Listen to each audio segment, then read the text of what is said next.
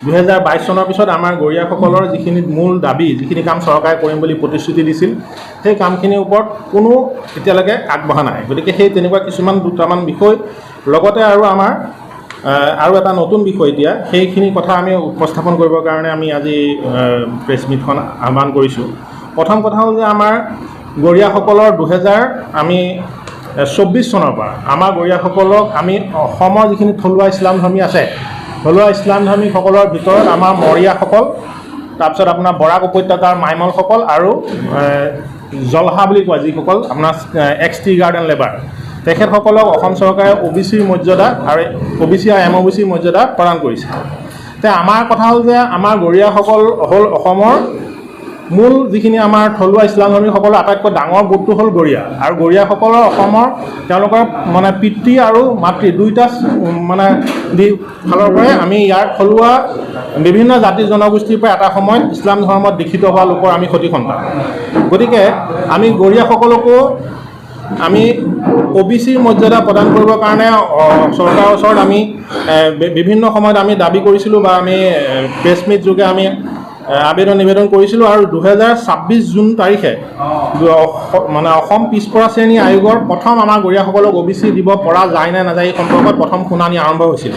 আৰু শুনানি আৰম্ভ হোৱাৰ পিছত আমাৰ 3টা শুনানি ইতিমধ্যে শেষ হৈছে, আৰু 3টা শুনানিৰ শেষৰ শুনানিটোত আমাক অসমৰ মুঠ গৰীয়াসকলৰ সংখ্যা কিমান আছে তাৰ এটা সংখ্যা তেওঁলোকক মানে ফিগাৰ এটা তেওঁলোকৰ ওচৰত আমাক জমা দিবলৈ আমি তেওঁলোকে আমাক মানে এটা ৰিকুৱেষ্ট কৰিছিল বা এটা মানে সিদ্ধান্ত সেইটো আপোনাৰ অৰ্ডাৰ দিছিলে। এতিয়া আমি সেই অনুসৰি আমি 2025 চনতে আমি পঁচিছ চনৰ শেষৰ ফালে আমি গোটেই অসমত আমাৰ বৰাক উপত্যকাত আমাৰ কোনো গৰীয়া মানুহ নাই। গতিকে আমাৰ ব্ৰহ্মপুত্ৰ উপত্যকাটো আমাৰ কেইখনমান জিলাক বাদ দি, যেনে মানকাছাৰ, ধুবুৰী, কোকৰাঝাৰ, আপোনাৰ এই কেইখনমান জিলাক বাদ দি বাকীখিনি জিলাত আমাৰ গৰীয়া অধ্যুষিত যিসমূহ গাঁও আছে, যিসমূহ চুবুৰী আছে, সেই সকলোখিনি আমি তালিকাবদ্ধ কৰি আমি তেখেতসকলৰ ওচৰত আমি গৰীয়াসকলৰ এটা ফিগাৰ আমি মানে দাখিল কৰিছিলোঁ। সেই অনুসৰি আমাৰ অসমত 9 লাখ আপোনাৰ প্ৰায় 90,000 মান গৰীয়া লোক অসমত আছে। আমি এইটো ফিগাৰটো একজেক্টলি ক'ব পৰা নাই, কৈ দিব পৰা নাই, আমাক সেইটো মনা কৰাৰ কাৰণে আমি ক'ব পৰা নাই, কিন্তু 10 লাখ নহয়। গতিকে আপোনাৰ এই গৰীয়া মানুহখিনিৰ যিহেতু আমাক OBC মৰ্যাদা দিবলৈ যি শুনানি আৰম্ভ হৈছিল, সেই শুনানিৰ আমি ইমানখিনি জমা দিয়াৰ পিছতো আমাৰ সেই শুনানি পৰ্যায়তে আমাৰ কামটো ৰখি আছে। কিন্তু ইয়াৰ পিছৰ পৰ্যায়ত যোৱা নিৰ্বাচনৰ আগে বিভিন্ন জনগোষ্ঠীক কোনো শুনানি অবিহনে চৰকাৰে OBC মৰ্যাদা প্ৰদান কৰিলে। আৰু এতিয়াও এটা নতুনকৈ আকৌ বাতৰি ওলাইছে যে অসম পিছপৰা শ্ৰেণী আয়োগে কেইটামান জনগোষ্ঠীক নতুনকৈ পুনৰ OBC আৰু MOBCৰ মৰ্যাদা প্ৰদান কৰিব বুলি তেখেতসকলে মানে সেই জনগোষ্ঠীসমূহৰ এটা জৰীপ কৰিব বুলি তেওঁলোক এটা বাতৰি ওলাইছে। তালিকা আমাৰ গৰীয়াসকলৰ নামটো কিন্তু তাত নাই।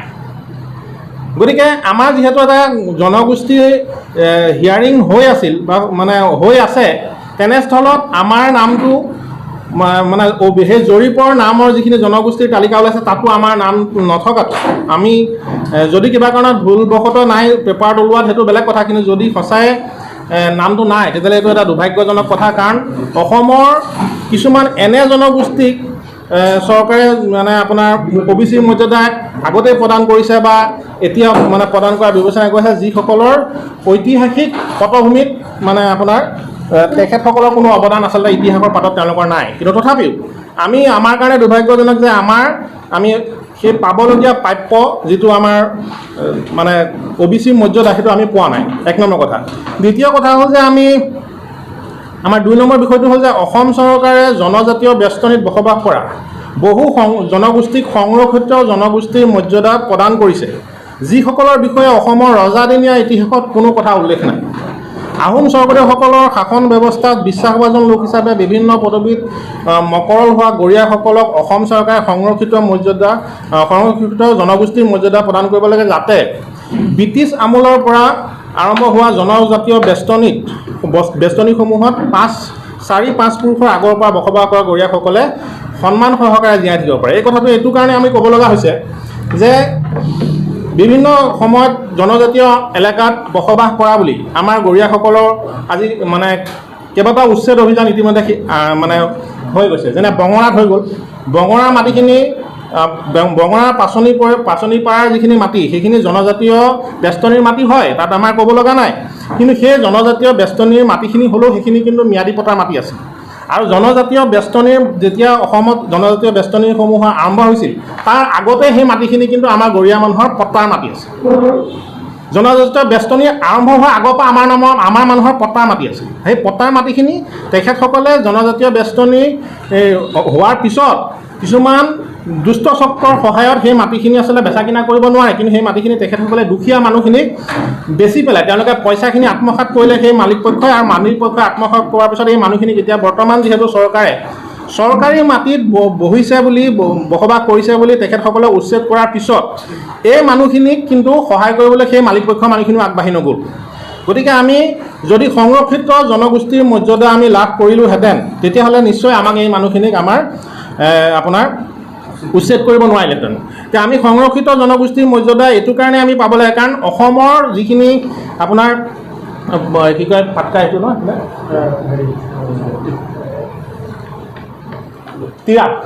তিৰাপ যিটো আপোনাৰ মানে জনজাতীয় বেষ্টনী বা বিটিয়াৰ অঞ্চলত হওক বিভিন্ন অঞ্চলত হওক যিবিলাক জনজাতীয় বেষ্টনীত আপোনাৰ বিভিন্ন জনগোষ্ঠীক অসম চৰকাৰে সংৰক্ষিত জনগোষ্ঠীৰ মৰ্যাদা ইতিমধ্যে প্ৰদান কৰিছে, যিসকলৰ অসমৰ ইতিহাসৰ পাতত কিন্তু সেই জনগোষ্ঠীসমূহৰ নাম ক'তো উল্লেখ নাই।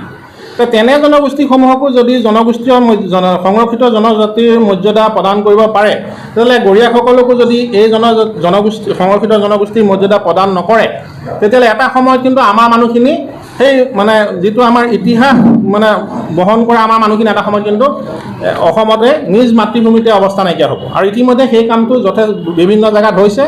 আৰু দুৰ্ভাগ্যজনক কথা যে কিবা এটা ঘটনা ঘটিলেই এই গৰীয়া মানুহখিনিকো কেৱল আলী ৰহমান হুছেইন উপাধিখিনি দেখাৰ লগে লগে আমাকো মিয়া মানুহৰ লগত তুলনা কৰি দিয়ে।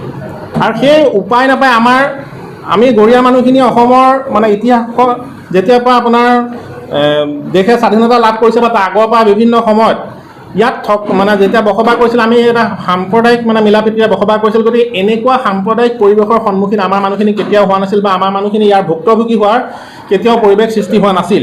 কিন্তু দুৰ্ভাগ্যজনক কথা যে আজি কিছু বছৰৰ পৰা গৰীয়াসকলকো মিয়াৰ লগত তুলনা কৰি আমাক বিভিন্ন সময়ত হাৰাশাস্তি কৰা হৈছে আৰু বিভিন্ন সময়ত আমাৰ মানুহে ইয়াৰ ভুক্তভোগী হ'ব লগা হৈছে। গতিকে আমি জনজাতীয় বেষ্টনীত আমাৰ মানুহখিনিক সংৰক্ষিত জনগোষ্ঠীৰ মৰ্যাদা প্ৰদান কৰাৰ সময়ত আমি এইটো কোৱা নাই যে যধে মধে সকলোকে সংৰক্ষিত জনজাতিৰ মৰ্যাদা প্ৰদান কৰিব লাগে। আমি এইটো কথা আমি চৰকাৰৰ ওচৰত আগতেও আহ্বান কৰিছোঁ বা এতিয়াও আজি সংবাদমেল যোগে আপোনালোকৰ ওচৰত চৰকাৰলৈ আবেদন কৰিছোঁ যে 4-5 পুৰুষৰ যিটো পুৰুষৰ কি কয় তেওঁলোকৰ তথ্য থাকিব লাগে, যে এজন মানুহৰ 4 বা 5 উপৰি পুৰুষৰ যদি তেওঁলোকৰ গৰীয়া হিচাপে প্ৰমাণিত হোৱাৰ তথ্য থাকে তেতিয়া তেনে মানুহখিনিকহে সংৰক্ষিত জনগোষ্ঠীৰ মৰ্যাদা প্ৰদান কৰিব লাগে। নহ'লে ইয়াতো কিন্তু আহি পেলাই বিহাৰী মূলৰ বা পূৰ্ববংগীয় মূলৰ মানুহে আহি পেলাই সুবিধা প্ৰদান কৰিব। গতিকে আমি তেখেতসকলক সেই মানুহখিনিক সুবিধা দিয়াত আমি 1% আমি